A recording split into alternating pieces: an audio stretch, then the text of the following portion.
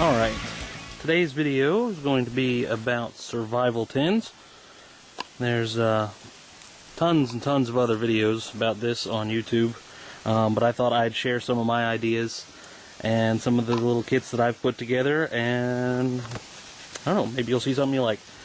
So let's crack some of these open and see what we got here. We'll start with this one first. This is the one I usually carry in my pocket. Usually in the cargo pocket of my pants when we go hiking or something like that. These bands on the outside are just pieces of bicycle inner tube cut up to help keep it from popping open when you don't want it to, if you drop it or something like that. Alright. First thing in here, I have two 1-quart freezer bags for holding water. Obviously. And I'm sure there's some other things you could do with them, but that's the main reason. The next thing is I have a couple of paper coffee filters. These are if you have to end up purifying water. You can run it through these first, get a bunch of the debris and stuff out of there. Just so you don't have a bunch of sand and stuff in your water if you have to get it out of a stream or something like that. Next is a small whistle. This one came from Emergency Essentials. I think they were like 79 cents or something.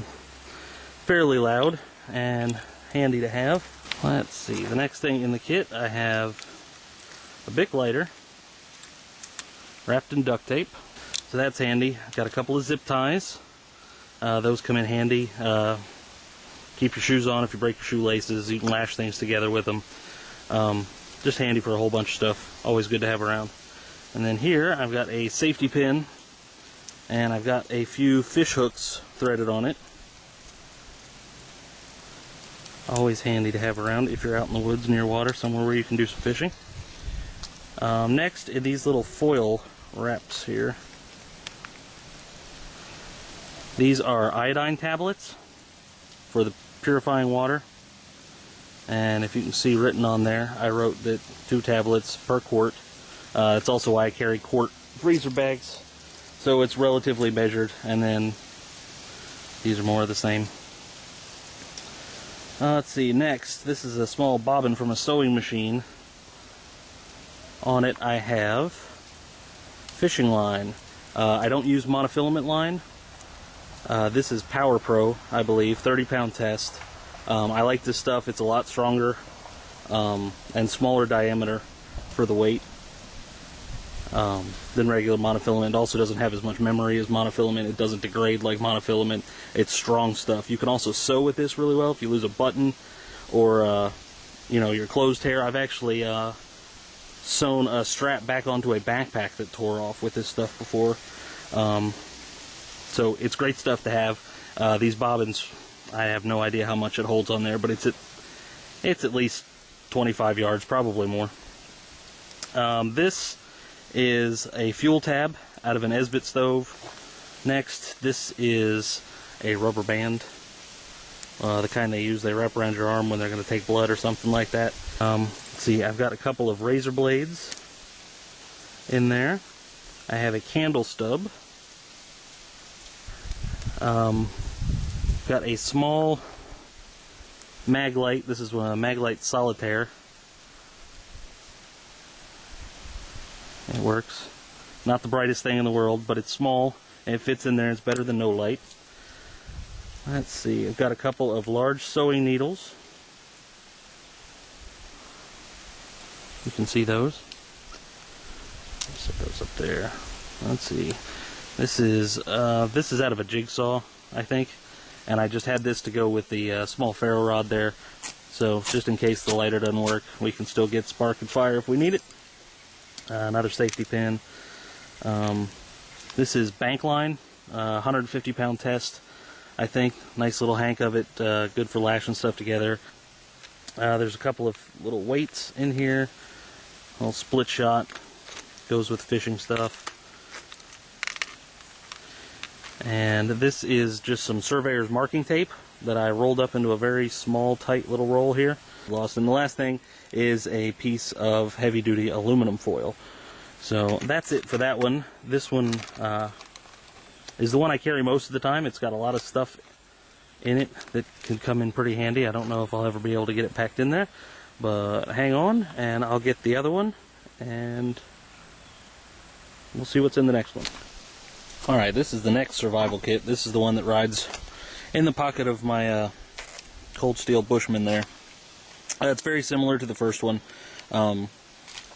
Doesn't have quite as much stuff. Basically, it's got a little ferro rod. This one's Boy Scouts. And some matches and some water purifiers. Most of the same stuff. I don't have the fishing line or the fishing stuff in here because there's really not room for it. I don't have the whistle. I don't have the flashlight. But it's got most of the basic stuff. It's got your stuff to do, you know, your lashing and making fire, purifying water. It just has one Ziploc bag in there.